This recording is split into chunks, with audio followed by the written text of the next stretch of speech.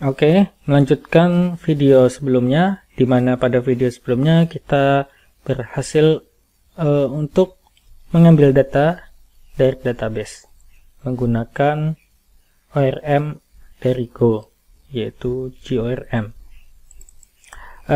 Pada video ini kita akan melanjutkan, yaitu menambahkan data ke database. Tadi sebelumnya kita juga di sini kan kita mengambil slash of user ya. Jadi kita akan mengambil data satu. Sebelumnya kita buat dulu saja. Kita buat dulu sebuah function untuk nge-create ya. Function, katakanlah di sini user handler create. Kemudian kita akan buat konteks dengan tipe data pointer fiber context. Dia membalikan tipe error. Kita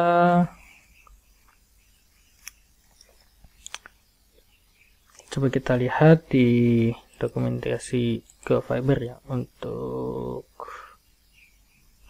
handler handler request. Coba kita ke konteks,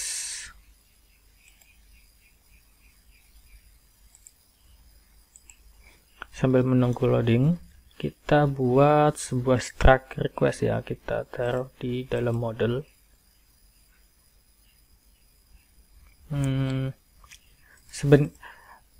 Saya katakan ini user entity untuk definisi data, istilahnya kayak seperti apa ya, representasi untuk table users. Nah, selanjutnya yang kita perlukan adalah, katakan kita buat package request ya, dalamnya ada user request .go, kemudian kita buat sebuah struct dimana hampir sama seperti yang ada di user entity. Saja kita beri nama user request seperti ini, user create request. Nah, kita buat seperti ini, lalu dia menerima hampir sama seperti ini ya. Kita pastikan dulu semua. Kemudian untuk request data kita tidak memerlukan ID, karena ID ini akan di generate secara otomatis. Kemudian yang deleted add jelas tidak, updated add dan deleted add juga tidak. Oke, cukup ini saja. Kemudian kita cek kembali di sini, kita cari request.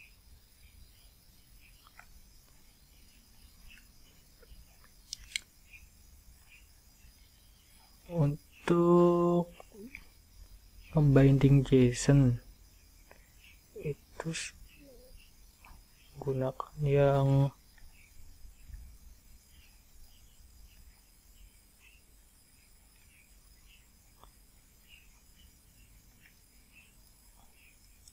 query parser kayaknya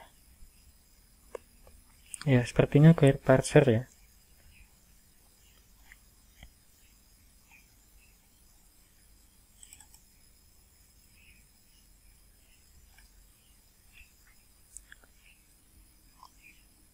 Atau query parser itu untuk query string. Nah, ini jika kita menggunakan query string ya, so start with the uppercase letter.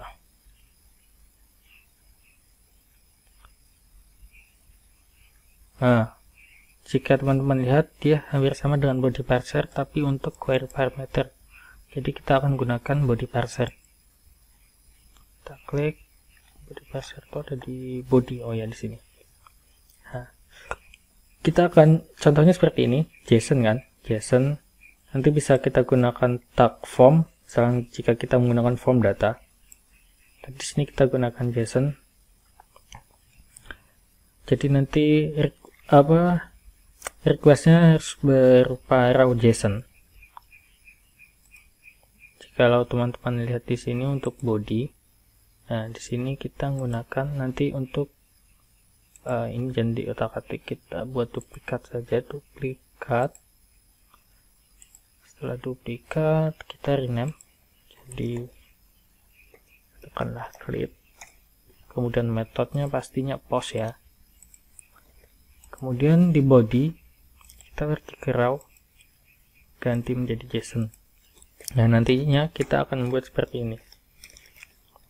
Name-nya siapa? Nah ini untuk JSON. Sedangkan untuk tag form itu kita akan menggunakan form data di sini. Sama seperti halnya name-nya apa, untuk key-nya name, value-nya apa. Seperti itu.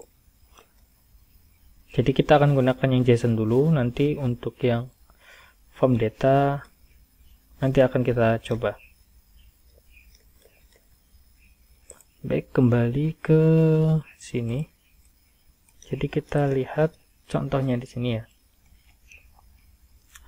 Pertama kita buat dulu sebuah variabel. Kita inisial dengan new. Maka kita kenal di sini user new dari user entity ya. Oke.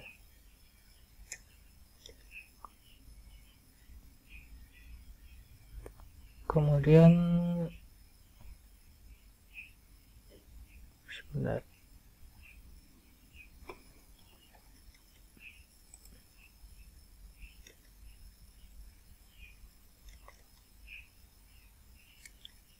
User entity, atau di sini tepatnya request kali ya.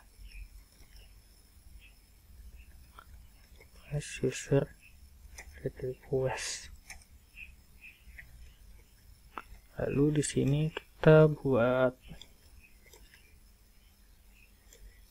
panggil konteksnya.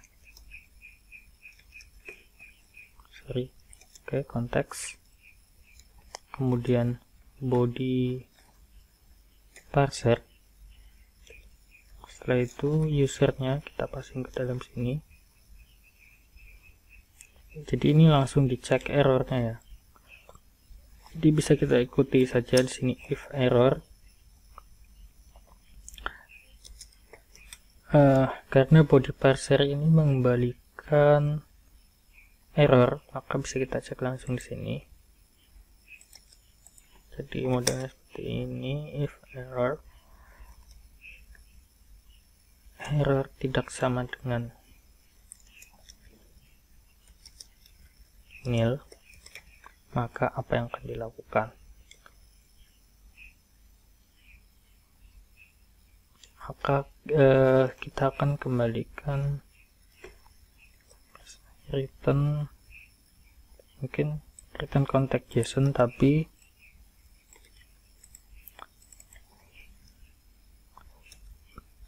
coba kita return errornya ya, nanti dia akan membalikan apa. Setelah itu jika sudah kita dapatkan, maka kita passing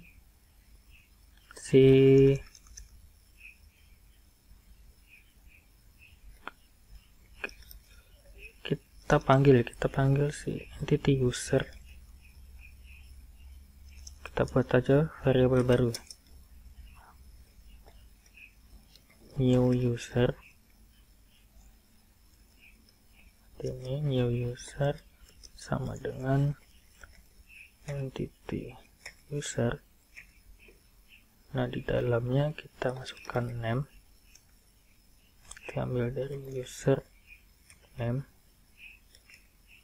Kemudian ada apa saja? Ada email address phone.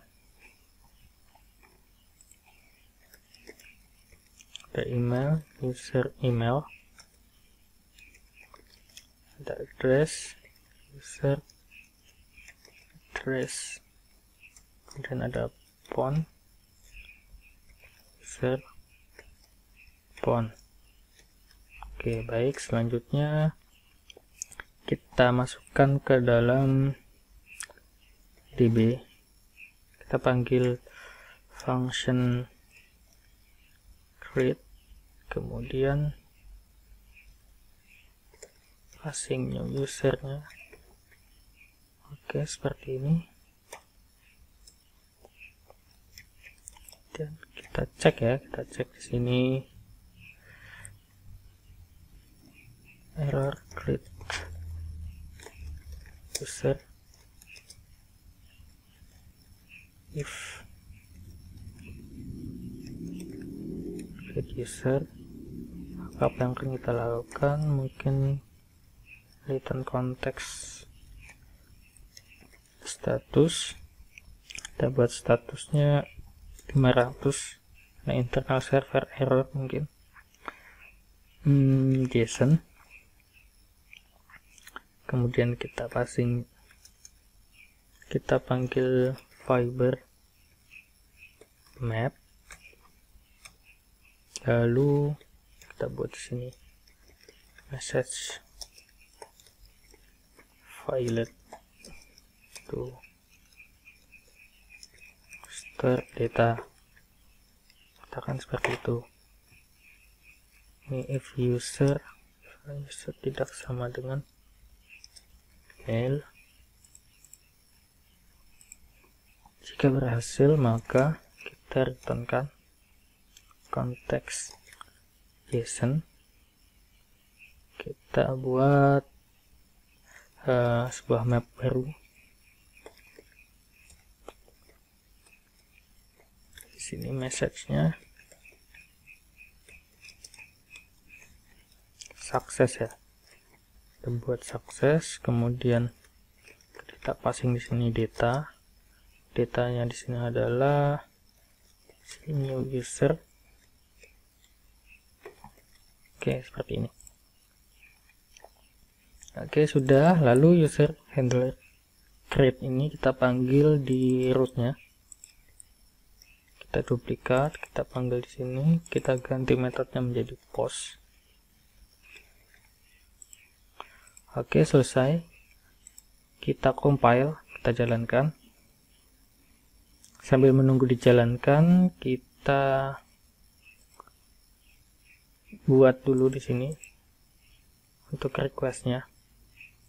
Kita save dulu jadi post. Kemudian untuk name-nya katakanlah Tania. Kemudian ada yang namanya email tania@gmail.com. Kemudian address-nya ya, katakanlah di sini Bandung. Kemudian ada phone number. Kita definisikan tipe datanya tadi sebelumnya adalah string, maka di sini kita buat string juga. 123. Oke. Kita lihat di sini sudah tercompile dan berjalan. Selanjutnya coba kita akses dengan metode post. Kita jalankan dan hasilnya berhasil. Lalu coba kita cek, ini kita save dulu, Ctrl S. Kita masuk ke